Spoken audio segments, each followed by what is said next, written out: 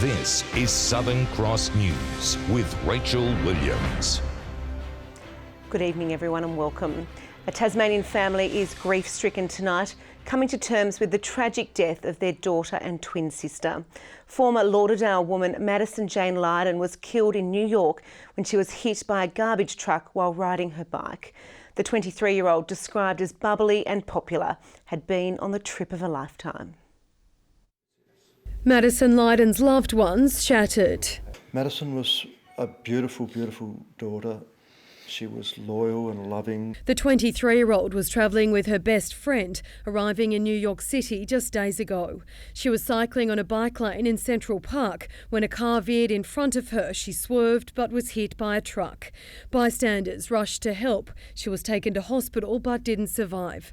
The truck driver, found to be driving under the influence of alcohol, he's since been charged. Our girl was on the trip of a lifetime and she'd only spoken to me, I think the previous day or the day before, and said, "Dad, can you believe your little girl's in New York City?" Friends describing Madison as energetic, popular, the life of the party, and her twin sister PAIGE, inseparable.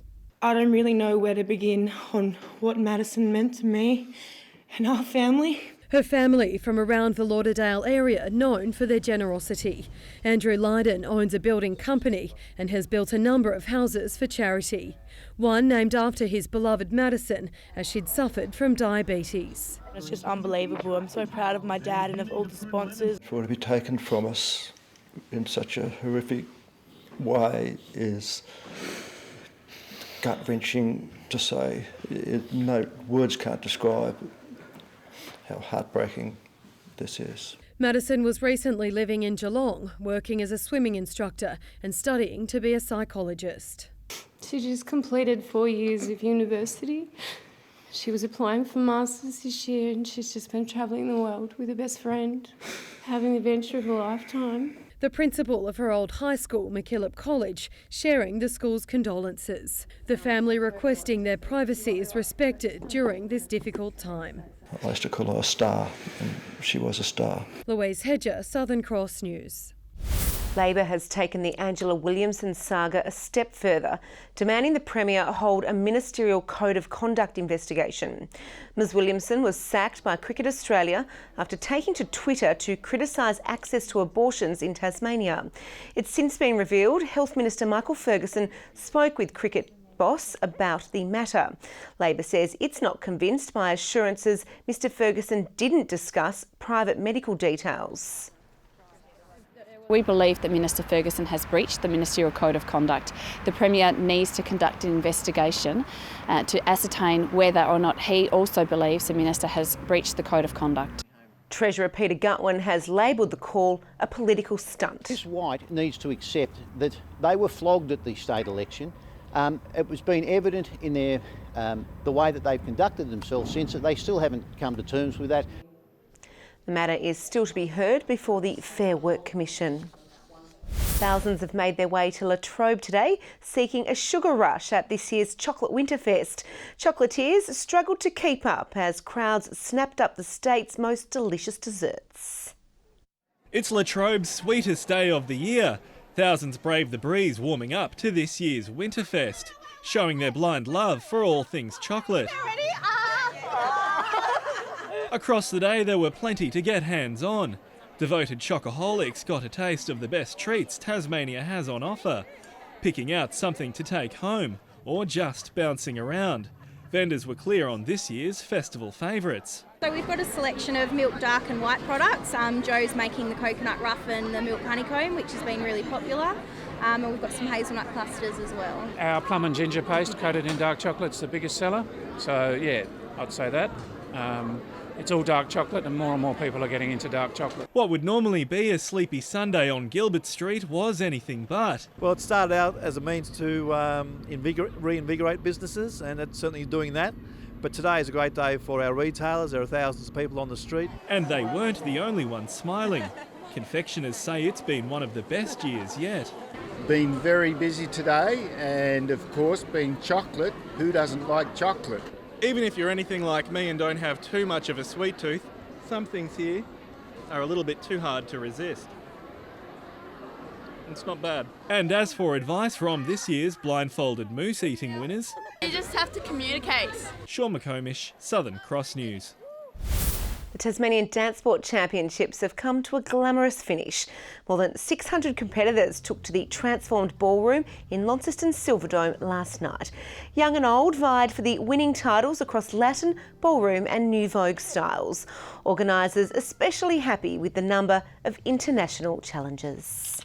The Launceston Tornadoes have made it one of the most memorable weekends in Tasmanian basketball history, with the side set to join the Hobart Chargers in Melbourne next Saturday to play off for a Seabull Championship. The ladies beating Nunawading by 10 points overnight in front of a sold-out Elfin Stadium. Not many predicted the Tawns would get this far, making last night's celebration all the more sweet. That's what I'm talking about! Yeah! There go Ali Wilson, that's my dog. Oh my God, a bit emotional. I'm probably going to cry now, but yeah, no, that was an awesome win. And I've been here for this club for like 5 years now, so I'm so happy for this club. More than 1,000 Launceston fans savouring the hard-fought win as the Tawns became the second Tasmanian side in as many nights to book a spot in the grand final. The home side looked fired up right from tip-off, breaking away to a 13-point lead come half-time. With league MVP Lauren Nicholson leading the charge, the Tawns held their nerve right when it counted. We came out at half knowing that Nunawading would come back with a bit of a run. That's the type of team they are. They're tough the whole way, but we were able to step on them in the third quarter. Yeah. Club faithful Ali Wilson again proving her worth, putting on 23 points to help seal the match. Man, she's my baby Clay Thompson. She does it all, man. She's able to shoot the ball, able to attack it, and she was amazing for us tonight. The Tawns now take on Bendigo for the Seabull title, a side they beat just 2 weeks ago. And with the match to be played before the Chargers clash with Nunawading, it could be a Tasmanian Championship double in Melbourne next Saturday night. Offensively, we came out storming. We stuck in it defensively, and that's what was the plan to do today. They showed a lot of toughness and a lot of grit, and that's what I'm just very proud of them. Young Tasmanian basketballer Trey Armstrong has helped the Australian Emus claim gold at the FIBA Under-18 Basketball Championships overnight.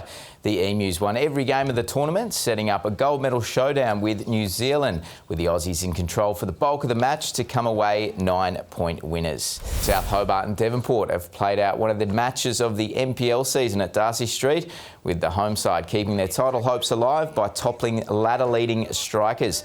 South were on song early, slotting 3 through the back of the net by half-time. But the visitors refused to say die, clawing one back before Braden Mann volleyed another through just minutes later to give the Strikers a glimpse. South holding on, however, to record the 3-2 win. Good evening. Hobart 13 degrees today, Launceston, Burnie and Devonport all 12. 14 was the state's high today, recorded at King Island. Friendly Beaches 13, 12 degrees for Flinders and Maria Islands, Smithton, Low Head, St Helens, Ouse and Strawn. Lyowini 4 degrees and a very low high of 2 at the Harts Mountains. On the satellite sequence, extensive low-level convective cloud can be seen moving over the state from the west. That low-level cloud is extending over the oceans around Tasmania and into the Bight, while the rest of the country is mostly cloud-free. Tomorrow, a broad high-pressure system over South Australia will be influencing weather right across Australia. Taking a look at coastal waters, westerly winds 20 to 30 knots, increasing to 30 to 40 knots about the south during the afternoon. Seas mostly 2 to 3 metres, reaching 4 metres in the south. A gale warning is current for lower eastern and southern coastal waters. A strong wind warning is current for all remaining coastal waters and also Storm Bay and the Channel. And a small craft wind alert for the Central Plateau and Southwest Lakes. Tomorrow's forecast: Hobart, light showers developing 14, 13 showers increasing at Dover and Ouse 12 degrees with showers. 14 and cloudy in both Launceston and Devonport, partly cloudy and 12 for Scottsdale. A light shower or 2 in Burnie, 13. Showers and windy at Strawn, 12 degrees. Similar conditions for Stanley, 13. Partly cloudy in the east, 15 for St Helens and Swansea, Ross, 12. Tuesday, mainly fine in the east, showers elsewhere. Wednesday, showers and snow falling to 800 metres during the day. And Thursday, showers about the west, southern and central areas, fine elsewhere. Mainland temperatures looking mostly sunny apart from Perth and Melbourne expecting a possible shower or two. And currently in Hobart it's 8 degrees with rain, Launceston clear and 9, Devonport partly cloudy and 10. And Rachel, that wraps up your weekend's weather.